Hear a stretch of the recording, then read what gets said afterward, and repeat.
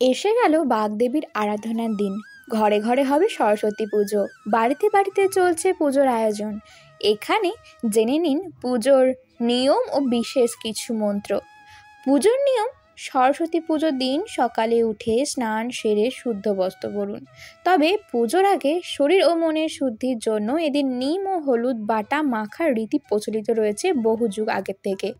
পুজোর স্থানে একটি পিঁড়ির ওপর সাদা কাপড় পেতে সরস্বতীর মূর্তি স্থাপন করুন।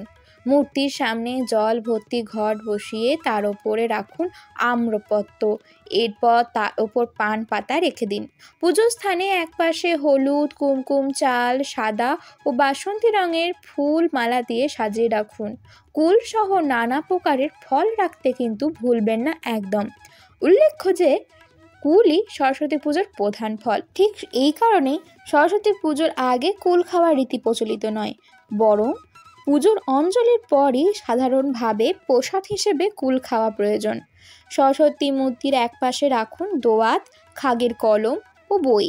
আমের মুকুল, পলাশ ফুল অবশ্যই অর্পণ করবেন দেবীকে। সঙ্গীত বা নৃত্যশিল্পী হয়ে থাকলে শিল্পের সঙ্গে যুক্ত সামগ্রীও আপনি দেবীর কাছে অর্পণ করুন। এরপর সরস্বতী পুজোর মন্ত্রপাঠ সম্পূর্ণ করে দেবীকে ভোগ নিবেদন করুন। দেবীর পুষ্পাঞ্জলির মন্ত্রের মধ্যে আসছে: ওম ভদ্রকাল্যই নমো, নিত্যং সরস্বত্যই নমো নমো, বেদ বেদান্ত বেদাঙ্গ বিদ্যাস্থানেভ্য এবচ এষ সচন্দন বিল্লপত্র পুষ্পাঞ্জলি ওম হ্রিং শ্রী শ্রী সরস্বত্যই নমো।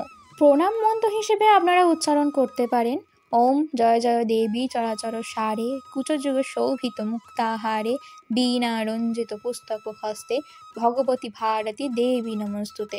ওম সরস্বতী মহাভাগে বিদ্যে কমললোচনে, বিশ্বরূপে বিশালাক্ষী বিদ্যাং দেহি নমস্তুতে। এছাড়াও জলশুদ্ধি, করশুদ্ধি, আসন শুদ্ধি, পুষ্পশুদ্ধি, দ্বার দেবতা পুজো, সংকল্প ইত্যাদি পুজোর নানা নিয়মের মধ্যে অন্তর্ভুক্ত থাকে। প্রতি বছর মাঘ মাসের শুক্লপক্ষের যেদিন সূর্য উদয় হয় সেই পঞ্চমী তিথিকেই সরস্বতী পুজোর আরাধনা করার শ্রেষ্ঠ দিন বলে মনে করা হয়। আগের মন্ত্রটি সরস্বতী পুজো করবার সময় 3 বার করে হাতে পুষ্প নিয়ে দেবীর চরণে অর্পণ করতে হয়। ঠিক এভাবে সরস্বতী পুজো সম্পন্ন হয়। এবছর সরস্বতী পুজো হবে সর্বার্থ সিদ্ধি যোগ এবং শিব যোগের মধ্যে। রাধে রাধে।